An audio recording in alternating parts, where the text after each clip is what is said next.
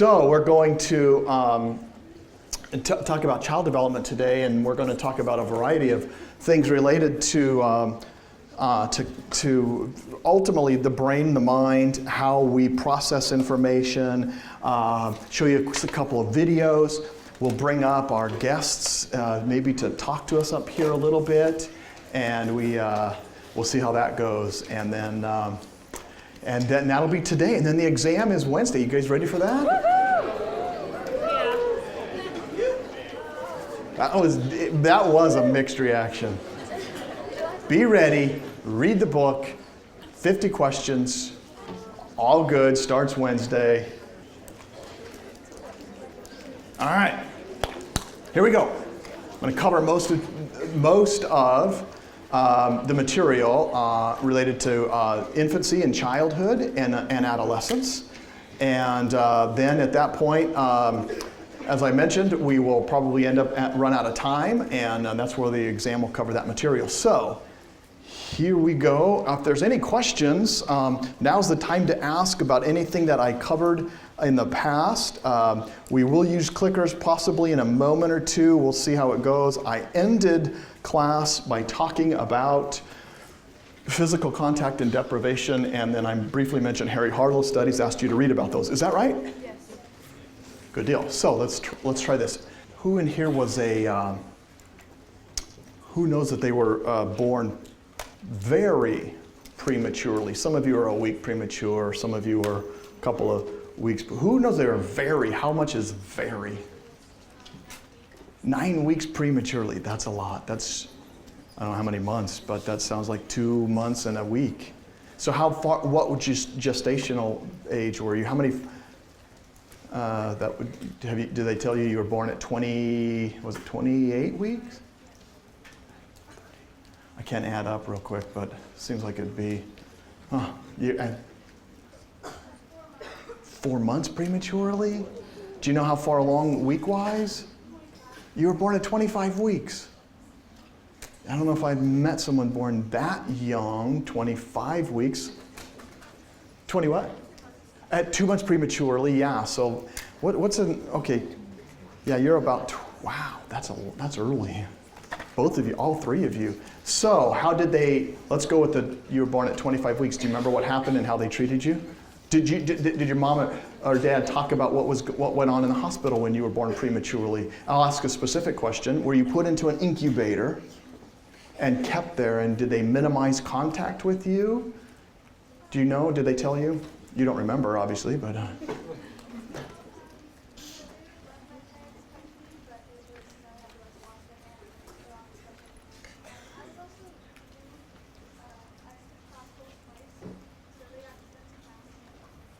Yeah. Mm-hmm. All right. And how old are you now? 18. Anybody else? So I think if you were you were born at 30 weeks or 31 weeks. Would that be right about? And then maybe the same. Yeah. Well, in the past, if I had been born prematurely, they would have stuck me in an incubator and left me there as quietly and as dark of a room and place as possible, and minimize even touching and interacting with me. Why? Why 40 years ago, or in my case 29 years ago, if I had been born prematurely, would they have put me in an incubator and left me there? Because they didn't want you to learn to be dependent upon somebody else. There was things that were going on close. What they were most afraid of was my heart and my lungs weren't ready yet. Stress of being on the outside, and anytime people came around, they noticed the child would get there would be some noticeable physiological changes, and the goal was, let's mimic the womb as much as possible. And that womb is dark and quiet. Put the baby in there, give him everything the baby needs, but let him grow and develop that way.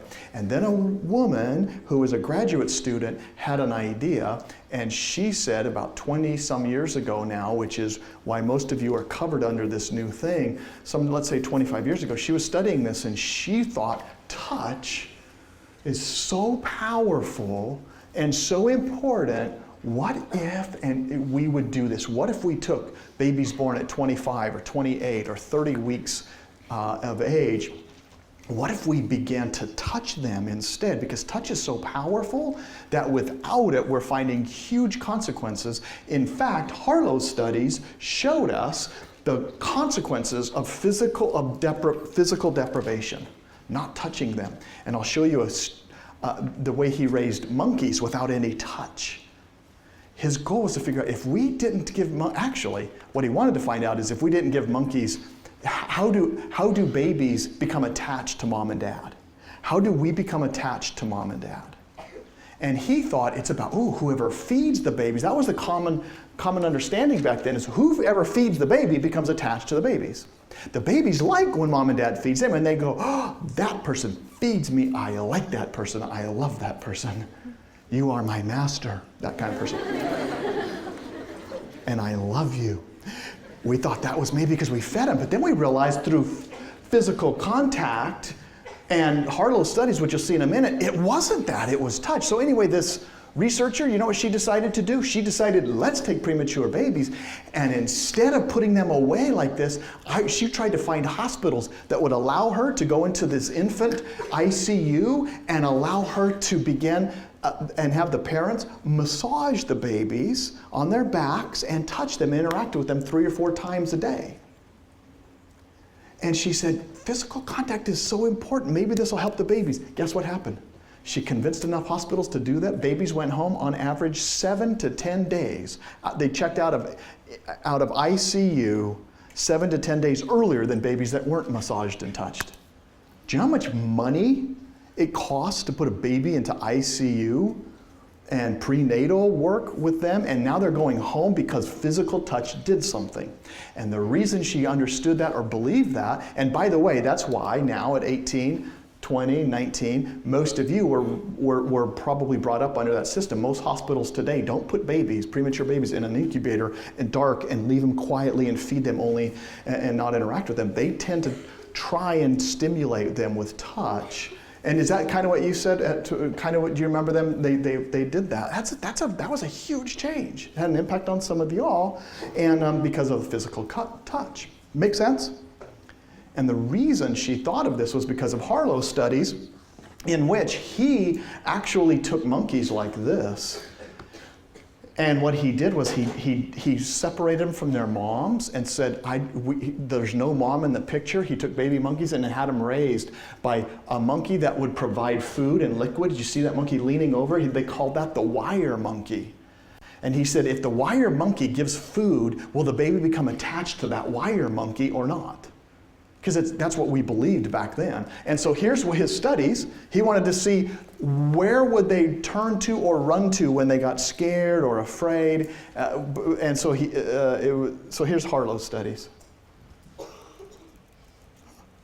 Okay, hold on, I'll hit pause.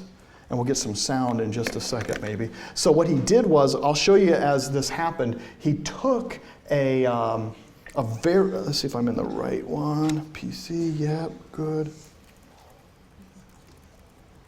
That doesn't make sense. So, I'll just describe it and what's happening, and we'll watch this video if the sound doesn't work, no problem. But what ends up happening is this baby monkey will become frightened at some point. And the question was, where would it run to or turn to? And so for babies, well, let's see, if there's no sound, I'll just describe it. So what's happening is, here's the wire monkey, and there's the cloth mother monkey. And this wire monkey, you could see that right there's the food. And so what they're going to do now is watch to see what happens and where the baby runs to. It's a familiar and been with that, so now it's hungry, it'll go sit there and eat. But it spends, once it eats, it goes and it spends the majority of the time right there with the cloth mother. Now, what happens is the baby then, they realize, there's something about touch that mimics more of what the mom was like. The baby will eat, but then the baby will go back over and hang out with the cloth mother, okay? Harlow's studies were controversial because this monkey also grew up to be a somewhat neglectful mom if it didn't have access to touch, and it kind of treated its children the same way. But this was the baby. Pretty much so long as they had tactile, it was helpful. And in most cases, they were able to reintroduce a mom to a situation. Now, let me just show you what he did just to test this. If you made this baby just to show, if you scared this baby, and by scaring this baby, what it meant was that the baby would now be shown a monster or something that would scare them like that. Yeah. And so the baby would have flashing eyes, loud sounds, moving mechanical parts. All of these things are designed to frighten a monkey. Now here we have a peaceful, resting baby monkey. Let's find out what his reactions to his mother are when we frighten him.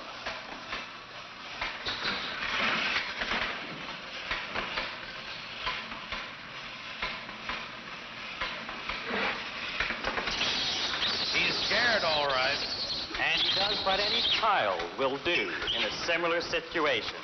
He runs away. It's more than running away. He was running to his mother, to touch her, to drive away his fear. Contact with the mother changes his entire personality. Look, now he's actually threatening the diabolical object. All right. This gives us part of the picture of the strength of infantile love. Okay. You all seem to be affected by that. The monster didn't eat the baby. It was just a little test to see would this win. And by the way, that was cool to see the monkey kind of threatening. Did you see that? Like, rah, going back at it. So ultimately, Harlow's studies uncovered something very deep and powerful. What ended up happening was he kind of started to illustrate a deeper concept than physical touch, and it became the concept of attachment, which is very big, very important, and the basis of what we might call this love, this connection. So that's why social development, physical contact and deprivation is in there. Are there any questions? So as we study these kind of newborns and their social growth and development, we realize the importance of that. Now, moving to infancy and childhood, we're going to talk about something called intellectual development and brain changes. You don't have to write this part down, but babies as infants, about 500,000 rate. Again, you don't have to know these facts. It's just fascinating. There are connections between nerve cells at 2 million times a second, which just sounds almost impossible to know and to count. But and then throughout life we begin to prune these. Piaget, primary researcher in this area. We'll talk about with him related to intellectual development. He also looked at something called schemas. Schemas was this process by which a kid and a baby would take something and use a structure or a template to try and figure out the world, and we all use schemas. And so my kids early on learned how to take liquid out of a straw, because when they were babies, I'd put liquid in there like a Coke and put it in their mouth or 7-Up or whatever, and the baby would go and suck on this straw as little kids, little infants in fact. Now my wife disagreed with the parenting practice of giving them Sprite in through a straw. But what the kid did learn was a schema, and the kid went, what did they learn?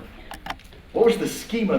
When I gave them a 6-month-old a straw full of Coke or Sprite, the babies, the schema for them was ultimately they would go like this. They would go, anytime there's a straw or something like that, they will suck. So what they used, a baby would use an error. There would be an error in one of my kids when I gave them something like a French fry. What did they do with that schema when they had a French fry in their mouth? Suck the insides of that French fry out. Didn't know to eat it, didn't know anything, they just waited and sucked out the inside as soon as it became liquid, which took a long time. But that's using this schema that said, suck the inside out. Make sense? we do that same thing too. You have schemas all the time. You have cognitive structures that help you. Some of you have a schema for the perfect date, right? Do you have a schema? I asked you, what's your schema of the perfect date? Many of you could say, oh, it involves a hot air balloon. It involves downtown Disney. And for some, or Disneyland, whatever. And so some of you can fix that schema and change it. Some of your schemas have changed. Remember what the perfect date was when you were 15 is different than now. Maybe it is, I don't know. All right. Point is, schemas go about go about changing through a process of assimilation and accommodation. Okay, let me show you a video then real quickly of what is a very important finding from Piaget, and that is this thing called stages and cognitive stages. Piaget said little kids go through stages in their thinking that alters the way and have milestones. Anybody know a milestone of the stages of, anybody know one of the stages of cognitive development that Piaget talked about? In your reading, you read about like a sensory motor. How many remember that? The very first stage, ready? Piaget's very first cognitive development stage is sensory motor. They get information through their senses and through their, like for example, taste. So if you see a little, what will a baby do at 8 months of age when it grabs something in its hand? Whatever it puts in its hand, where does it go? It goes into its mouth. Sensory motor, okay? About birth to 2. So here's an example of that, or an example of some things that a baby will do through the senses. And by the way, cognitively, this baby knows things are there and is able to work with them. But a baby will also learn some interesting skills during this time. One of the key things, if you took a 6 or 8 month old baby, and if they're playing with a toy, ready? 8 months old, let's say they like this toy. And they're playing with this toy, and if you were to hide this toy, what would happen? The baby in a sensory motor stage, if they're too young, they haven't yet figured out that there is such a thing called object permanence. So like this little girl, she's playing with this, she likes this, but if you hide it, watch what she does. It's right in front of her, it's hidden. Where'd it go? She's like, I forget it. It's gone.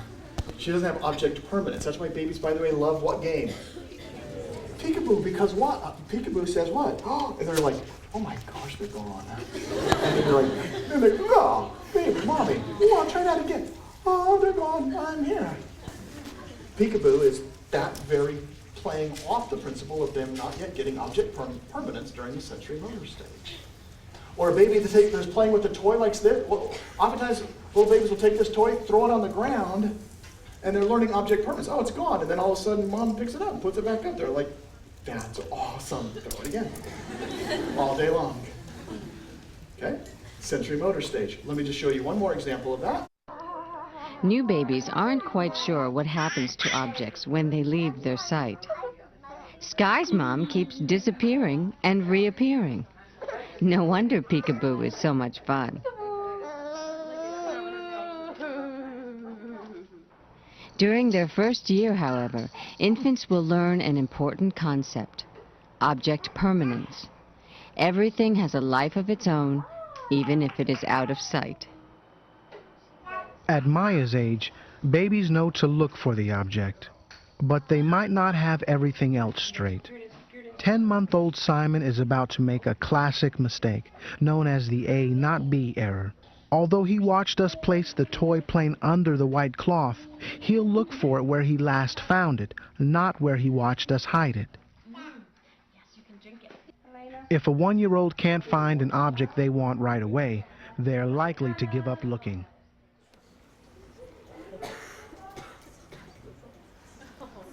All right, object permanence, make sense? Yep. Sweet. Here is one more cool thing that happens during sensory motor. If you were to take a 1-year-old, you put lipstick on its nose or forehead. If I did that it's you, you would, if without you knowing it, and I marked you, it would just take one glance in a mirror, you go, what in the world happened? Will a 1-year-old baby do the same thing? 1-year-old, lipstick right here on their forehead or their nose. It's called the rouge test. Okay? Watch what happens. Who's that in the mirror? This is known as a mirror self-recognition test, which may offer clues about the development of self-awareness.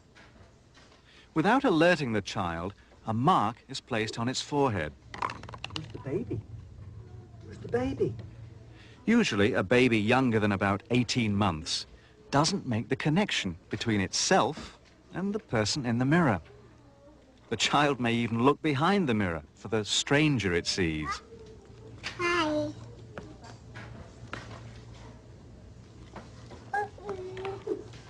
Hi. Dad. But by about 18 months, there's a change in the child's awareness. Now it notices the red dot and the link between itself and the image in the mirror. It's not red anymore. What's not red? My this. My head. Over the next few years, All right. Kids. So, in this process then, a sensory motor, you kind of get the sense of what's going on. Very powerful stage. Even the use of language about self-awareness, starting to use the words I and me and mine around this 18-month period is a very fascinating developmental stage. That's all occurring during the sensory motor. The next stage, pre-operational, has some other issues related to it that are really fun, and we're going to kind of look at some of those by talking and interviewing maybe some kids in just a minute. So I want to set the stage for what pre-operational children are going through and what Piaget found in some of his earlier works. And then a lot of researchers since that time have adjusted the stages, found out the kids learn like object permanence a lot earlier.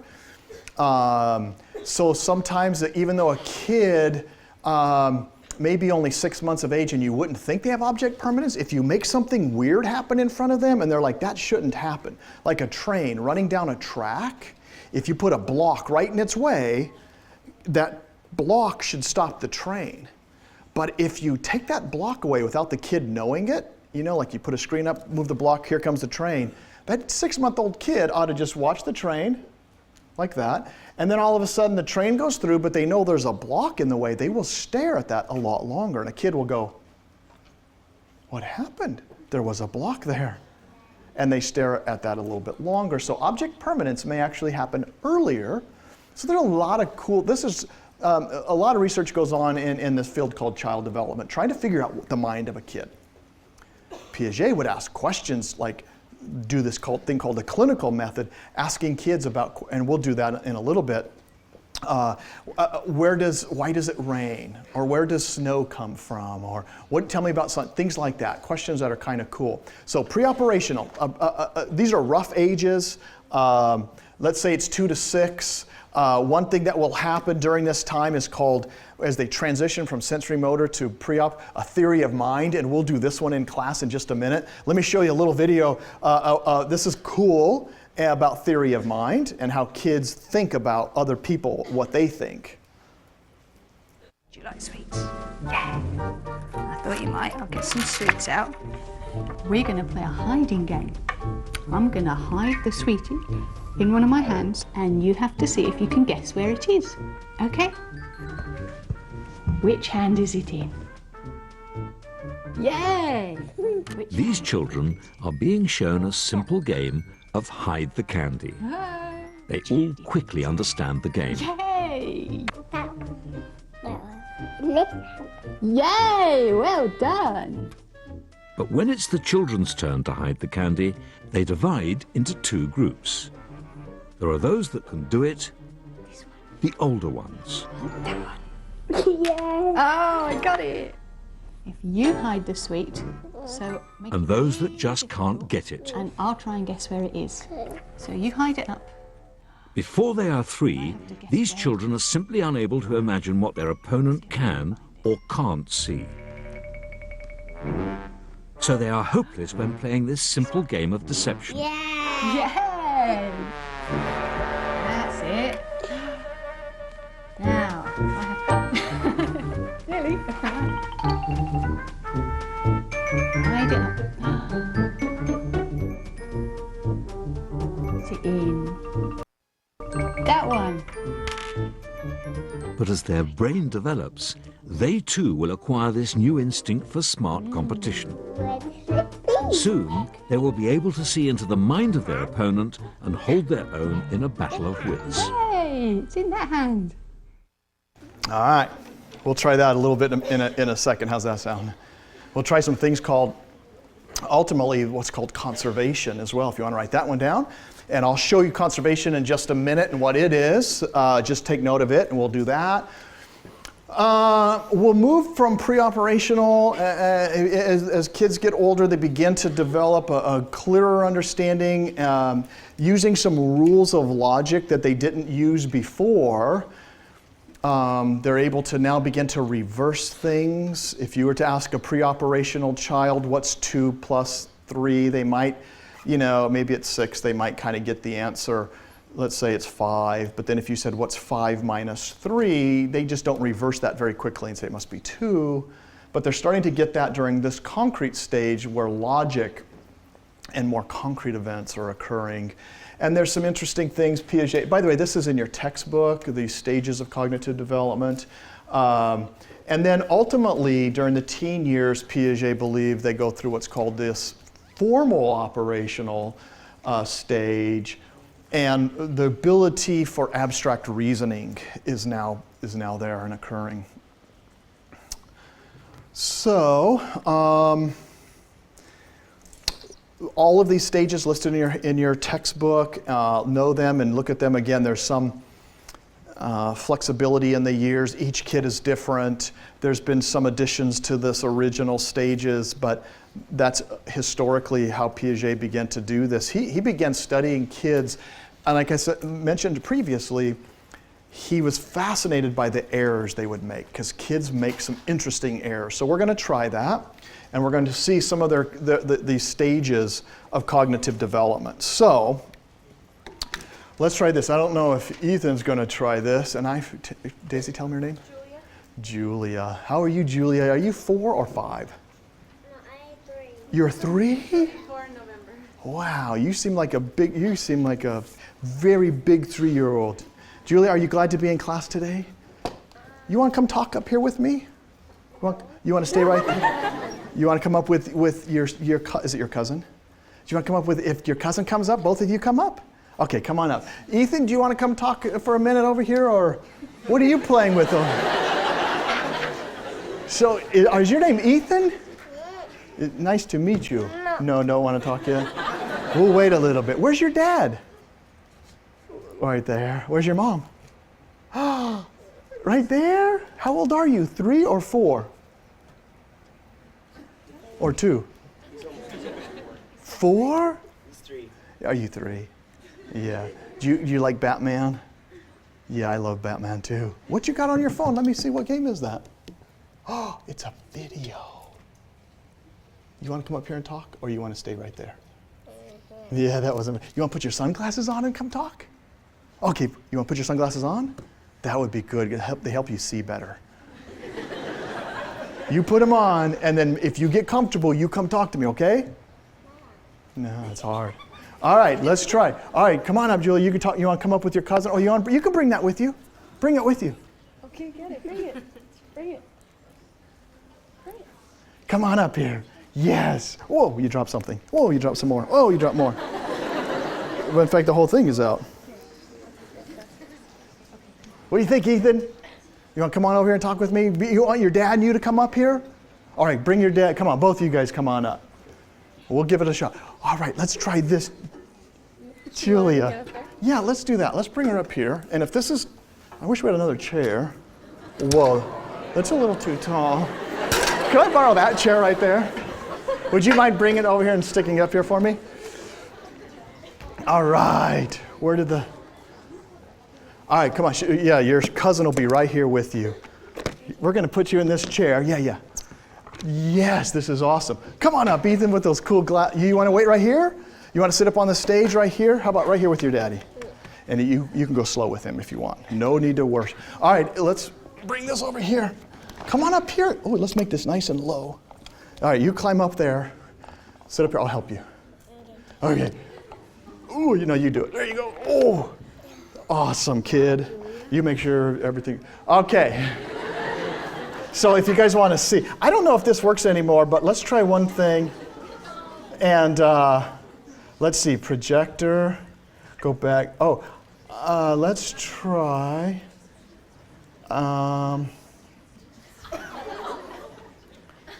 Projector, center projector, camera. Huh. You guys didn't know that, did you? Okay. How you doing? All right? Do you like to be here? No. Why not? It'd be fun. Okay, let's try something. And then we'll talk to Ethan in just a little bit too your glasses. Okay, you go over there. If he comes back, we'll go nice and easy. Yep, okay. All right, can you do me a favor and hold this? I want to try something. Let's see if I can turn this thing on. Oh, there he comes. Okay, hold that for me. And then, ooh, that's perfect. So I'll just set this right here. You don't need it, but that's just like a little thing. Okay. So, all right, so let me see. Tell me, is your name Julia? Yeah. Yeah, how old are you? 3. It's kind of hard to see that, zoom out. Is that messing you guys up at all? Probably not. Okay. Let's try this. And Ethan, you're 4. He's 3. Sorry, Ethan, you're 3. And Julia, you're 3 as well. But she'll be 4. She'll be 4 coming up. All right, let's try this. I have some questions. Let's see if that thing's work. Here's a really easy question. Are you a boy or a girl? A girl. So you say it in there. Tell me again. I am a girl. A girl. Good. No, you can hold it. Let me ask you one more question. Are you a girl? What, do you go to school right now?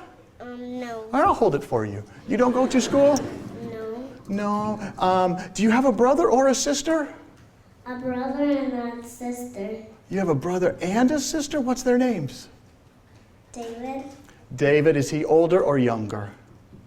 Is he older? Older? Is he old? Yeah. Older. So you have David, who's older, and then you have a sister. What's her name? Vanessa. Vanessa. Is that right? And one more. Who's the other one? And you have another one? No. So, what about, do you have a little baby sister? So you have, is Vanessa older or younger? Younger. She's younger? Uh-huh. That's awesome. No more. All right. Okay, let me ask this question. You seem pretty smart, right? Do you like to watch cartoons on TV? Yeah. What do you like to watch on TV? Cartoons. Cartoons. I love cartoons. They're real. What's your favorite cartoon? Pink. Pink. That's your favorite color. What's your favorite color? Oh wait, let's try that again. Okay. Pink is your favorite color? Yeah. Really? Do you like green? Sometimes I don't think people like green that much. Do you like green or pink better? No, I like pink. Yeah. Do you ever watch cartoons on TV? Yeah. What do you watch? I watch all the movies. All the movies, like, like Toy Story? Yeah. You do? Yeah. Do you ever watch some other movies? What are some other ones that you watch? Like, what did you watch last night? You watched Hairspray? Yeah. That's awesome. What did you think of that movie? That's like old. It's like old.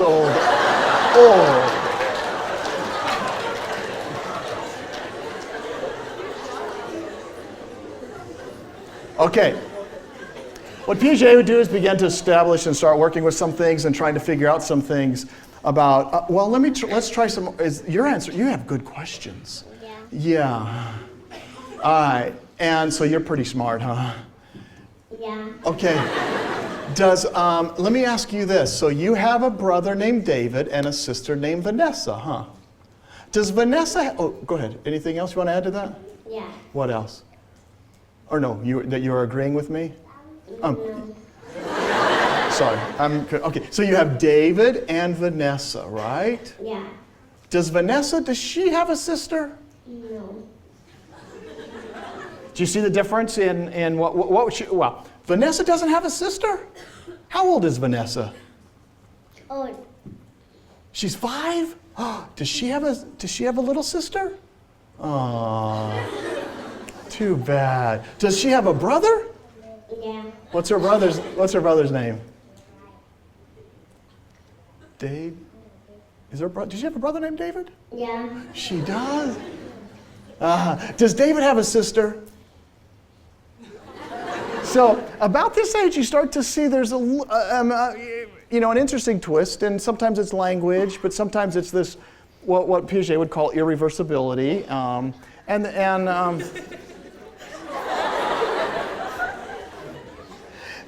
so things like that. Let's see. Either you want to talk at all? Not really. What are you playing? Let me hear the game. Let me see the game you're playing. What is that? Time to run.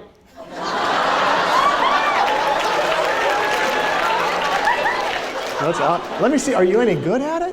What are you doing with that guy? What's your score? Let me see his score. It's 5,000, 50,000. Man, you're really good at that. 500,000. 500,000. So let me tell. You want to talk for a minute? Tell me about you. Are you a boy or a girl? Boy. A boy. And are your sunglasses? Are those Spider-Man sunglasses? Do they give you Spidey vision? No. No. All right, we'll come back to him in just a second as he gets. All right, can we try one more thing? And these are you have some good answers to some questions, so I'll try one more. Could you do me a favor? And I'm going to have you close your eyes, and when I tell you, you close your eyes, and then tell me if I can see you. Ready? Close your eyes. Can I see you right now? Oh, close them again. Keep closed. Can I see you? Wait, keep it closed. All right, try it again. Keep it closed. Wait, close them, close them. Can I see you right now? Can I see you? Can you see? Okay, close them. Let's try it. Let's try an easier one. Close your eyes. Can you see me? Sometimes for a kid, you're pretty funny. For a kid, when they close their eyes, if you say, "Can you see me?" they say no, but "Can I see you?" Sometimes they say, "No, you can't see me either." So you can try some of these at home with kids, or just find strangers that you can ask questions to in supermarkets and places like that. That's not creepy or awkward at all. A couple of other questions that you might want to ask. So, Ethan, let's try a question for you. Close your eyes right now. You don't want to close them? Oh, you can't see. Oh, it's hard. Where did Ethan go? I can see with glasses. You can't? Can anybody see you when you wear them? Oh, you disappear? Where'd that kid go, by the way? Who? Oh! Oh, where'd that kid go? I don't know where. Oh! Oh my gosh, wait, you keep disappearing. Okay, little boy, stop that. You're starting to... No, don't do that anymore. You're starting to scare me. So let's try a game that Piaget would use to figure out if kids can conserve. This is a cool one. And so we'll try this. No, let's do theory of mind like that one game. Ready? So let's see if she caught. Can you hold this for me? Ooh, can I see what this is? It's listed. List? What is it? What is it? Say it. What is the word? Listed. That's a good word. Okay, so I'm going to take a little piece of candy. Oh wait, hold on, not candy, chips. That was messed up. Let's try this thing.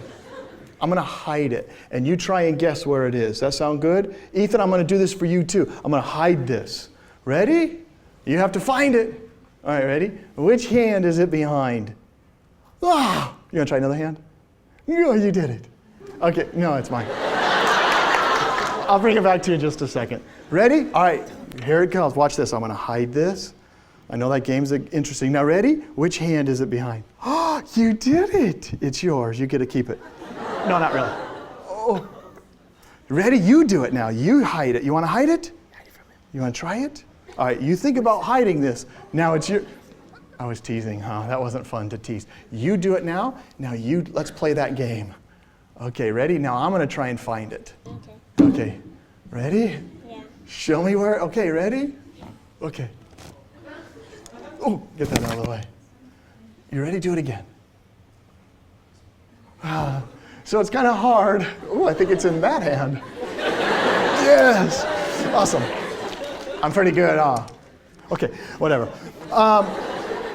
Theory of mind, if you get a little kid to try this and hide things, and you'll see at this age it's interesting. If we tried a smaller thing, it might work sometime later. But oftentimes you could see just in the video it was there. Let's try something called conservation. And Ethan, way to give it a shot up there, man. I love your glasses. Way to go. So hold on to this one for just one more second. And now I'm going to ask you a really good question. Are you ready? Which one of these has more juice in it? Or are they the same? So are they the same? Which one has more? Okay, so let me fix it and I'll switch them. Okay, watch. Ooh, okay. Now, ready? Which one has more, or are they the same? That still has more?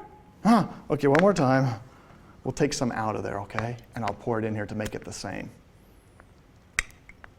Okay, here it goes.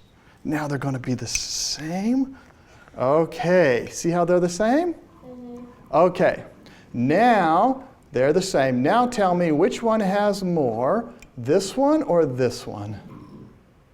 Why does that one have more? It has more in there? Okay, now which one has more, or are they the same? That one has more now.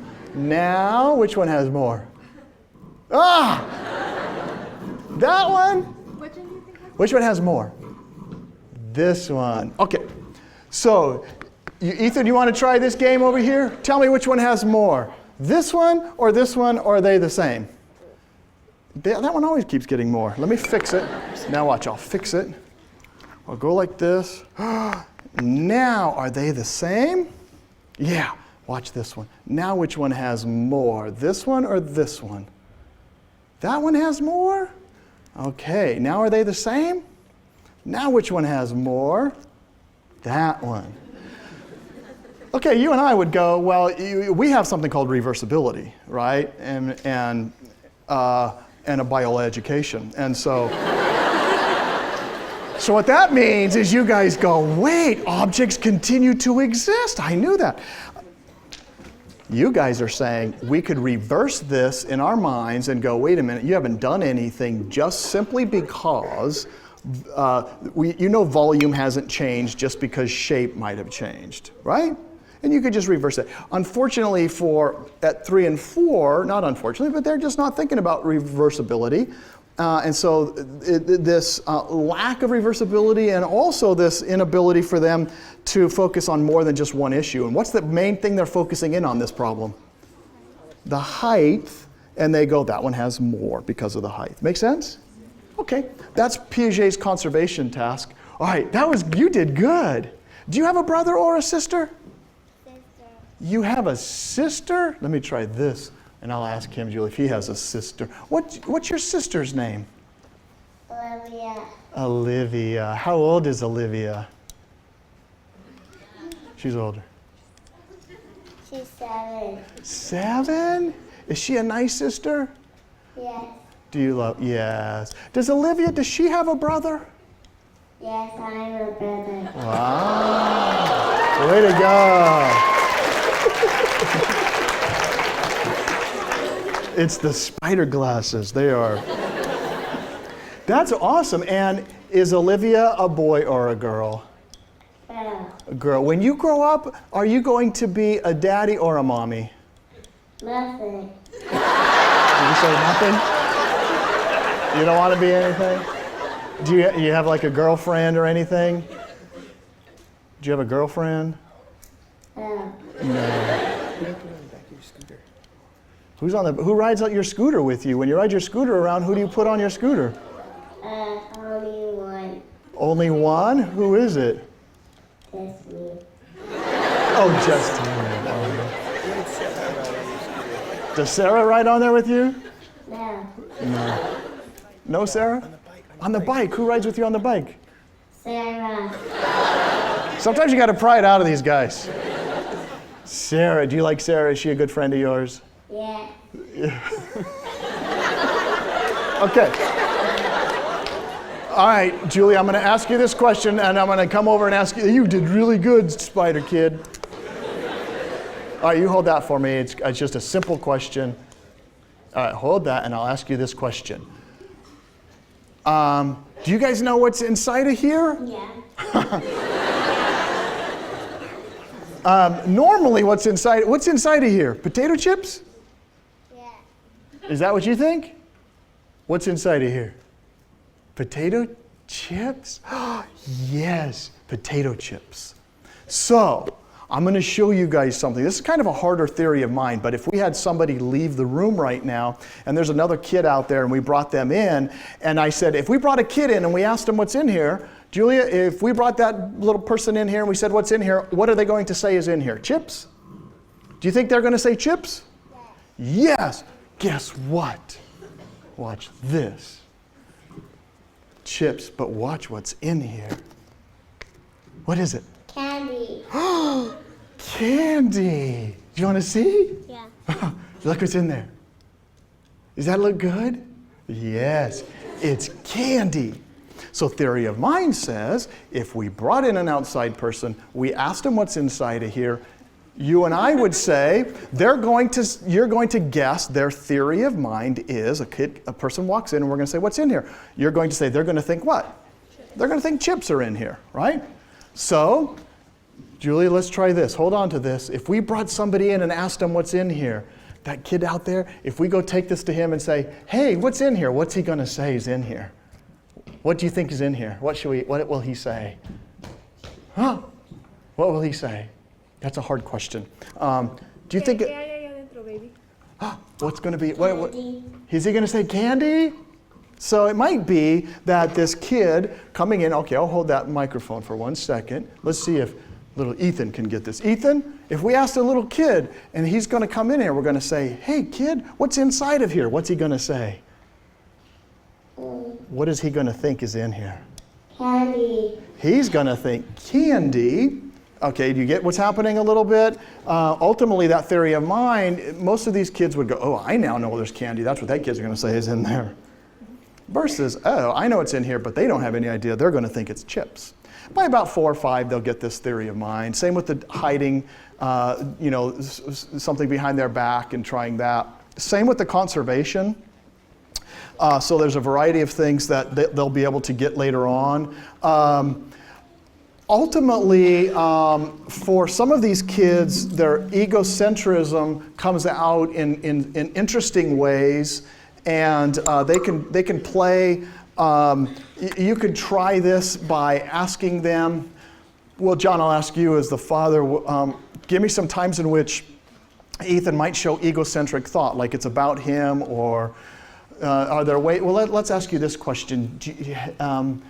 Do you like it? Do you ever been in the snow before? Yeah. Do you like it when it snows? Yeah. How come you like the snow? Because I slide down. You like to slide down? Yeah. Is that fun to slide down? Yeah. Yeah. So sometimes, why do you think it snows? Because later it does. Good. Do you, so like one time when egocentric thought could also take on, well, God did it that way, or it rains, so I can play in the puddles. So you can ask 4 and 3-year-olds, sometimes that egocentric thinking comes out like, why does the sun shine? Well, because it follows me around. I asked one kid at 4, why do trees, he says, I love leaves. I said, why do trees have leaves? He goes, so I can pick them. That's does that make sense? Egocentrism. And so sometimes if they're standing in front of the TV set and you're trying to watch, football game and they're standing there, sometimes it's easy for them to not realize that you have a different perspective. Does that make sense? Wow. So what else do you want to tell us? So do you have a favorite cartoon? Yes, What? Octonauts. Argonauts? Octonauts. Oh, Octonauts. I'm not for what is that about? Penny Jr. What is it? It's on Nick Jr. Oh, Nick Jr. Octonauts. Do you love that show? Do you go to school? Yes, Wow, who's your teacher? Miss Allie. Miss Allie. Is she really nice? Is she a good teacher? Yes. Is she the best teacher you had so far? Yeah. I'm a teacher. No, you're not. Yeah. You're right. I'm not your teacher. Miss Ellie is your teacher. And tell me about that class. What do you study? What do you like to study in your class? Or do you like to go to school? What do you do there? Do you play? What do you do at school?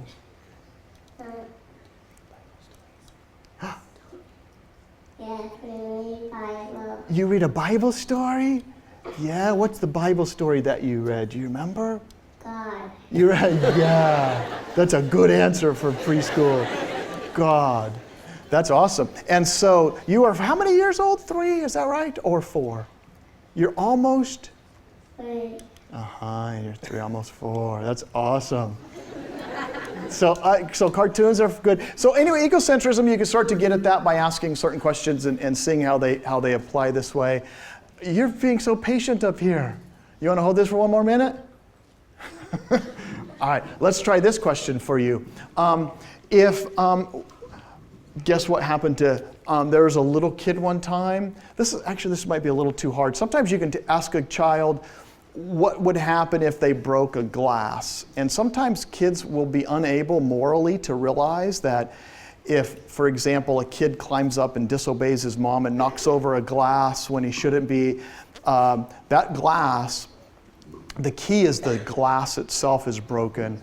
But if a kid accidentally bumps into mom one day and she's carrying a whole plate of glasses and breaks 8 glasses, for example, then children of this age will oftentimes say, who should be in more trouble? They'll say, the kid that accidentally broke 8 instead of the kid that was disobeying who broke 1, because they focus in again on that single issue problem.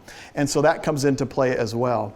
So, you know what, do we have any other questions you guys want to know about? Does egocentrism make sense and how they think about this? Does conservation make sense? Remember, if you pour something for conservation, centration and irreversibility.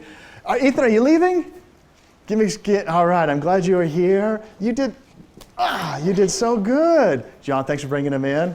Mom, thank you so much, Ethan. That was awesome. So there goes Ethan. Do you have a friend? Who's your friend? Do you have a friend in school? Oh, you don't go to school yet, huh? No. Do you have a friend that you play with a lot? Do you play with your sister and your brother? Is it David and Vanessa, right? Are they nice to you? Yeah? Do you like hanging out with them? Do you like coming to this class? It's kind of hard. Is this your cousin? What's her name? Daisy. Is she nice? Does she babysit you sometimes? She does babysit you? Oh. Sometimes. I don't. No, never do. But who do you hang out with when you come to my house? Who do you play with? What do we do? ¿Con quién tú andas cuando tú estás en mi casa? Yeah. Huh? Coloring. You do some coloring. What else do we do? You like to color and put lipstick on? Oh, is that lipstick on there? That's awesome. Hey, let's tell Vanessa thank you for coming. Julia, thank you for coming and hanging out. I'm so glad you came. All right, I'm gonna let your cousin take you down from there. You did so good in my class. Way to go. Good job, baby girl. That was awesome. What you could do with a 3 and a 4-year-old are things like this. If you don't have this little thing, you could just simply take a glass like this and pour it into something that's tall like that, for example. We could have asked Julia to take these coins, and I would have asked her, which of these coins, for example, has which one has more, which row? And someone like Ethan or Julia will say, oh, they have the exact same amount. And then all you have to do is do what to make them say one has more than the other? You just spread them like this, right in front of them. And you take, each row has 5. And now you say, all right, Julie, Ethan, hey, y'all, thank you. Thanks for bringing her in. Awesome, she did great. So now you can ask them which one has more, and oftentimes a 3, 4, even a 5-year-old kid will say, this row has more now. And then you could even push them back and say, now which one has more? Are they the same? And they'll say, now they're the same again. And so again, that's the idea of conservation, reversibility. Does that all make sense? Yeah. All right. So, childhood cognitive development, theory of mind, egocentric thinking, cool features of this pre-operational child up until they start to catch on to some things. One other thing to keep in mind then as they progress is this moral development, sense of right and wrong. By the way, for a lot of researchers, they're looking at this difference between as this child gets a little bit older, moral thinking changes, and that becomes quite a focus of adolescent brain development, but also recognizing some interesting features. So let me move to one very interesting video clip of studying adolescence, and it's related to the field of empathy. So let's try this one, and it's a cool little research that found some interesting results related to empathy. A crucial difference between how teens and adults think was recently pinpointed in an extraordinary experiment carried out by scientists at the Harvard Medical School. They focused on emotion and discovered something teenagers cannot do. What do you think these people are feeling? Adults know exactly what these rather odd faces are saying. But do teenagers? Patrick is 16. He's being tucked up inside a brain scanner. While he's in there, he's going to look at the fear faces. We would say those faces, while funny looking, probably showed they were scared. There was fear there. So they put 16-year-olds inside this. They watched what was going on. They simply showed this picture of these faces, of these emotions, and what do you think they said? You'd expect them to say fear, but up to greater than 50%, some as high as 70% of the kids misidentified that. By the way, what do you think they misidentified that emotion as? They didn't say fear. This was fascinating for the researchers. They did not expect what happened. While the research team look at his brain. Patrick, how you doing? Good. Patrick, I'm going to ask you about those faces that you just saw. Tell me about that first group of faces. They were angry.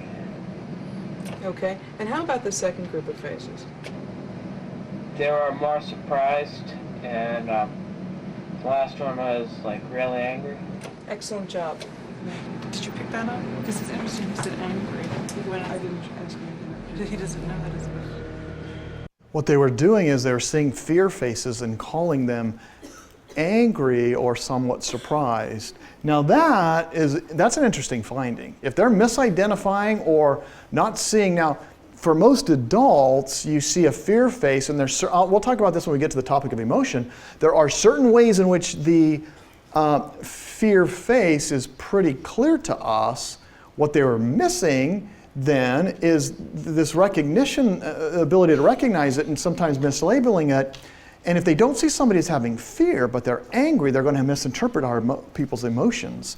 Inside the scanner, Patrick thought all the faces were angry or sad. He didn't recognize a single expression as fear, and he was not alone. 3/4 of the teenagers the team examined did not see that the faces were scared, which can only mean one thing. Teenagers do not recognize other people's emotions most of the time. He actually said angry and didn't accurately identify any of the faces. Even the second group is sad. The last one is angry. He never once said fear.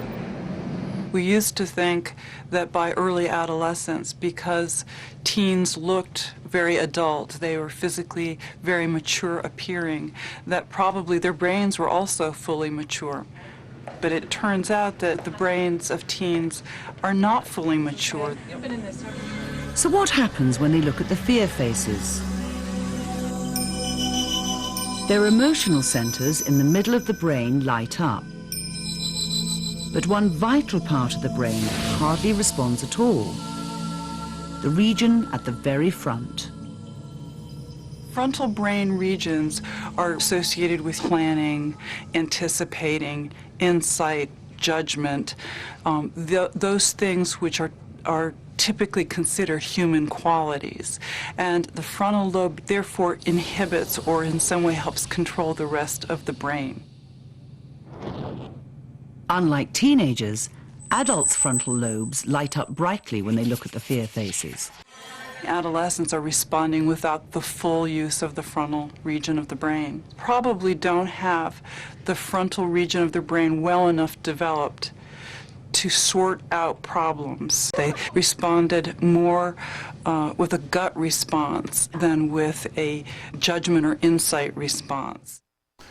So implications for that research and what that means if you work with young children, some of the ideas of recognizing what stage they might be in, how they might be thinking, how they might not be able to take another person's perspective, this egocentric thinking, or in adolescence, this notion of misidentifying some emotions like that could lead to some very interesting insights and things you can work as you work with either children or adolescents in settings.